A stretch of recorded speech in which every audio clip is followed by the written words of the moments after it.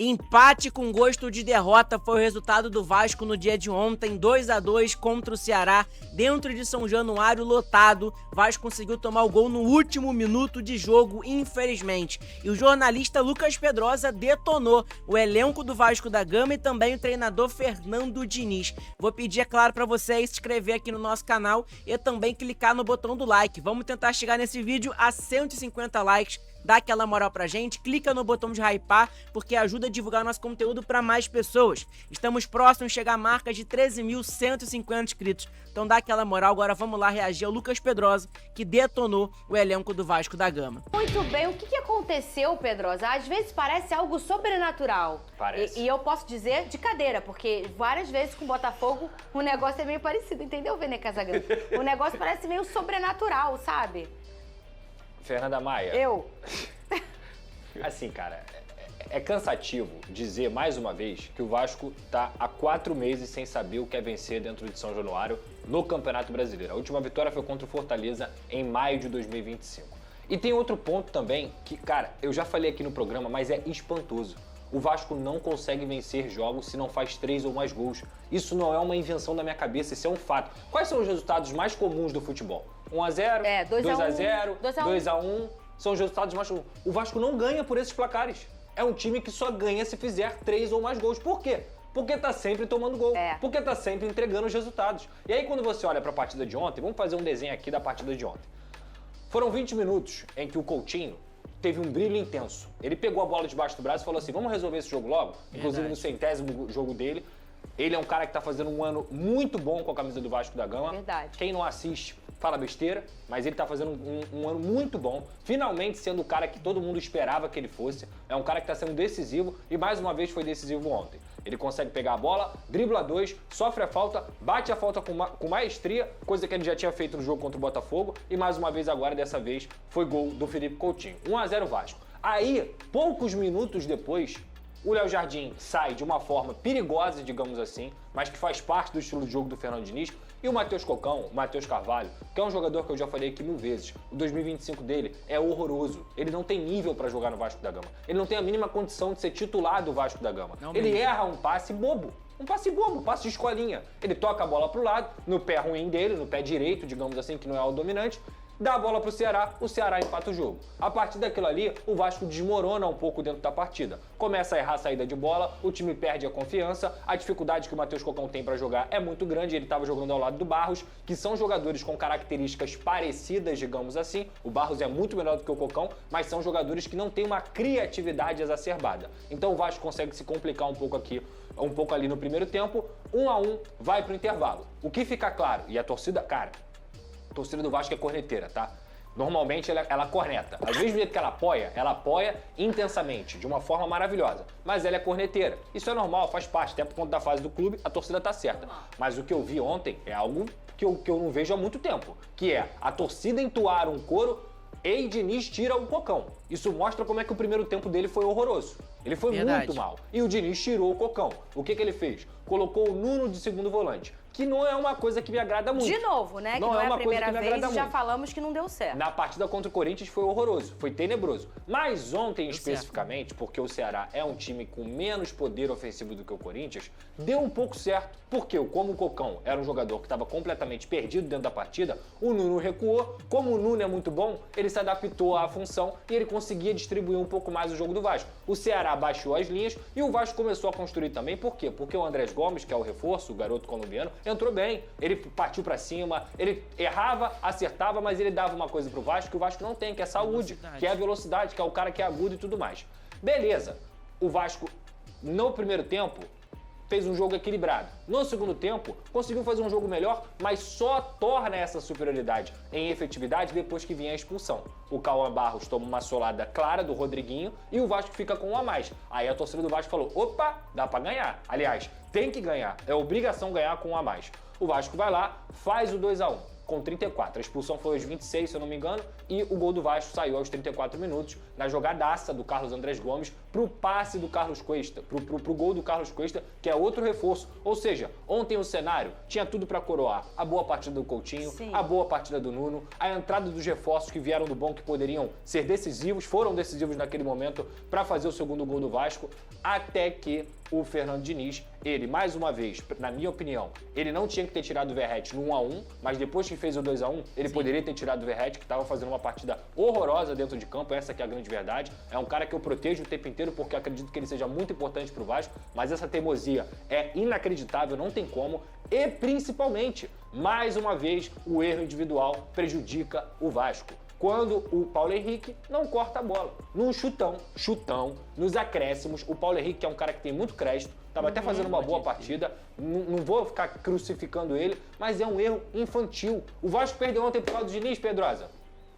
Talvez, Também. mas o Vasco perdeu ontem por conta dos erros individuais. Por conta do Cocão errando no primeiro tempo e por conta do Paulo Henrique errando grotescamente no segundo tempo.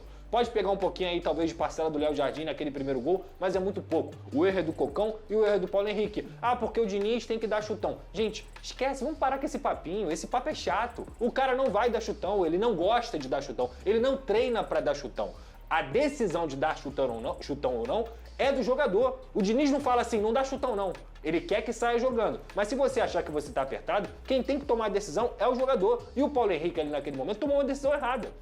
Ele tentou proteger a bola, ele não conseguiu proteger a bola, o jogador do Ceará toma a frente dele e o Pedro Henrique pega o rebote na defesa do Léo Jardim. 2-2. O Vasco mais uma vez perde um jogo em São Januário. No caso, pra mim, é um gosto de derrota mesmo. É verdade. Perde 2 pontos em São Januário e, cara, as pessoas não estão se atentando. Foram 2 pontos importantíssimos jogados no lixo. Sabe por quê, Fernanda? Nos próximos 4 jogos o Vasco pega Peraí, calma aí.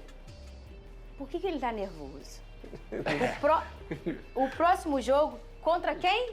Flamengo, E depois? Bahia, piora, Aham. E Cruzeiro depois? e Palmeiras. Olha. 4 dos 5 primeiros colocados do Campeonato Ou Brasileiro. seja, esse jogo com o Ceará em casa era obrigação. Era obrigação. E tudo tava se caminhando pra realmente ser uma vitória, né? É, só que a vitória seria de quanto? 2-1. O Vasco não ganha pode. de 2-1. Não pode, é proibido. Mas você sabe que o Diniz falou sobre essa questão da escolha de manter o Verratti, como ele diz, né? O Verratti no time. Cadê? O Verratti, hoje eu não via motivo para tirar o Verratti do jogo. A gente precisava de gente para fazer gol. No fundo, se eu tivesse mais um, eu coloquei o David, que é o cara que a gente tinha no banco, e mais se aproximava de jogar um pouco dentro da área. O jogo hoje ia terminar, independente do cara se ele tivesse com um jogador a mais ou não, é um jogo que ia terminar em muito cruzamento. Ele é um cara especialista, ele não, eu concordo com você, não está fazendo o gol na especialidade dele, somente de cabeça, não está fazendo, mas ele é um jogador, mesmo quando ele não faz gol, ele está lá e a bola sobra para o outro. Ele é um cara que contribui muito na parte tática, contribui na bola aérea e é um jogador que eu acredito. Não quer dizer que ele não vai sair. Hoje, especificamente, não era um jogo que eu achava que ele tinha que sair. Claro que tinha, Diniz. Renê Casagrande, concorda com o Diniz? Quem sou eu para discordar do Fernando Diniz? Ele certamente entende mais de futebol, por isso que ele é treinador. Mas, analisando o que foi a partida, eu não vou concordar com o Felipe Luiz. Acho que ele poderia ter tirado o Verratti. Inclusive, eu não concordo com algumas decisões do Fernando Diniz, desculpa. Por exemplo, improvisar o Pumita Rodrigues na lateral esquerda. Não é a primeira vez que ele faz isso. Pelo visto, não será a última vez, porque eu acho totalmente errado. Ele tem jogadores da posição. Ah, beleza, o Vitor Luiz não está à altura do titular Piton. Beleza, ele tem um Leandrinho, que é um bom jogador que é tratado aí como promessa nas categorias de base do Vasco. Seleção sub-20 não tem condições de ser titular e ele vai improvisar o Pumita Rodrigues na lateral esquerda, que com todo respeito, embora tenha feito um bom jogo pela Copa do Brasil, mas está longe de ser um jogador unanimidade entre os torcedores do Vasco da Gama. Então tem algumas decisões do Fernando Diniz que eu não concordo. Essa, por exemplo, que ele acabou de mencionar na entrevista coletiva, eu discordo totalmente. Era jogo que ele poderia ter tirado, sim, o Verratti. Mas ele analisou ali e ele vai defender a análise dele. Mas ele vem defendendo o Verratti já há muito tempo, mesmo o Verratti não vivendo a sua melhor fase. E os números ilustram muito bem o que o Pedrosa acabou de mencionar. Porque o saldo de gols do Vasco da Gama no Campeonato Brasileiro é ridículo. O Vasco fez 32 gols e tomou 33. Fez 33 e tomou 34. Ou seja, menos 1 de saldo. É ridículo. Então, cabe muito em cima do comentário do Pedrosa, que se não fizer 3 gols, vai perder a partida ou não vai ganhar o jogo, vai empatar. Então, o jogo de ontem, de fato, tem um gosto extremamente amargo, um gosto de derrota, e sobre os confrontos que vem pela frente aí, sem sombra de dúvidas, o Ceará em São Januário era o mais fácil. Você pegar o Flamengo agora, que é o líder, que está fazendo uma baita temporada, e você vai com um empate desse para pegar o Flamengo, é óbvio que mexe com a autoestima dos jogadores, mas enfim, cada jogo é um jogo. E até a maior alegria que o Vasco teve nessa temporada, que é classificar em cima do Botafogo, foi com 2 empates. O Vasco não ganhou do Botafogo. É essa que é a questão. O Campeonato Brasileiro, ele tem um teor diferente, você precisa vencer os jogos, você precisa pontuar. Eu sei que o Fernando Diniz tem essa cultura de, o resultado e tal. O resultado nesse momento pro Vasco é o mais importante. Do 10º pra baixo, sabe só quem venceu na última rodada agora do Campeonato Brasileiro? O Fortaleza. Todos os times não ganharam. E que venceu o Vitória, né? Venceu o Vitória, é isso que eu tô falando. Ou seja, era um momento... Era uma rodada perfeita pro Vasco conseguir somar mais dos 2 pontos. O saldo do Vasco, Vene, eu concordo que é ridículo, porque toma muito gol. Mas se você for comparar com os adversários, é o melhor saldo que tem. O saldo do Vasco é melhor do que o do Bragantino, que é o 8º colocado do campeonato. Então, assim, era o momento ideal para você vencer. Ficaria com saldo 0, ficaria com 25 pontos. Mais próximo ali da zona de classificação da Copa Sul-Americana, teria uma oportunidade de pegar uma sequência difícil, mas pelo menos com moral pra isso, porque conseguiu uma classificação e teria vencido dentro de casa e não conseguiu. E aí, cara, o rapaz que olha os números e pensa assim, cara, vamos dar fazer uma análise fria do trabalho do Fernando Diniz, é pra ficar aterrorizado, é pra ficar nervoso, porque os números são horrorosos. Principalmente dentro de casa, que sempre foi uma fortaleza do Vasco. Ele comenta isso ontem. Porque o Vasco é muito forte em São Januário. Cadê que o Vasco é muito forte em São Januário? Que o time não ganha 4 meses em casa. Isso é um absurdo. Isso é um absurdo. Vou repetir. Ontem, pra mim, o Diniz, ele tem culpa? Tem, mas ele é o menor dos culpados. O culpado ontem foi o Matheus Cocão e o senhor Paulo Henrique, que tem muito crédito. Matheus Cocão, que não pode jogar com a camisa do Vasco, e o Paulo Henrique, que é um jogador muito bom, mas que infelizmente falhou ontem. Recado pro Diniz. Vamos olhar pra base, Diniz. Porque eu botei o GB e muita gente criticou. O GB nem jogou direito. Como é que muita gente criticou se o GB não jogou? Por que não olha pro Elder, que é um garoto que se destaca muito no sub-20 do Vasco? Segundo volante, melhor do que eu, com certeza. O Leandrinho na lateral. O Leandrinho na lateral. Pra mim é um absurdo. Leandrinho na lateral. O próprio o Elder. Sabe por quê, Fernanda? Os últimos anos do Vasco, que é um time que infelizmente é uma máquina de moer promessa, eu vou te citar aqui nos últimos 15 anos alguns volantes que o Vasco revelou que são bons jogadores ou ótimos jogadores. Souza, que foi... Pode ter qualquer ressalva, mas ele foi um grande jogador. Sim, claro. Alan, que hoje está no Botafogo, foi um grande jogador. Chegou à seleção brasileira e o Souza também.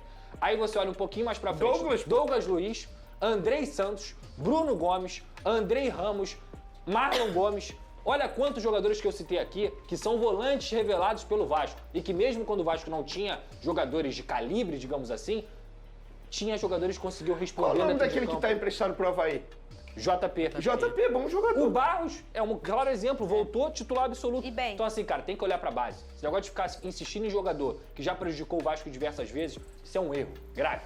Olha... Então, pessoal, esse foi o vídeo. Espero que vocês tenham gostado. Deixa seu like, se inscreve aqui no nosso canal, que é muito importante, ajuda pra caramba. Clica no botão de hypar, porque ajuda a divulgar nosso conteúdo pra mais pessoas. Isso aqui é um modelo novo de vídeo aqui no nosso canal, né? Eu vou começar a pegar os vídeos ali do SBT Rio, né, da Band e tudo mais, pra gente falar, pra gente ver que o pessoal, o que a mídia tá falando do Vasco da Gama. É importante o torcedor vascaíno também saber, beleza? Então eu vou trazer aqui no nosso canal sempre, todos os dias, de segunda a sexta-feira pra vocês, beleza?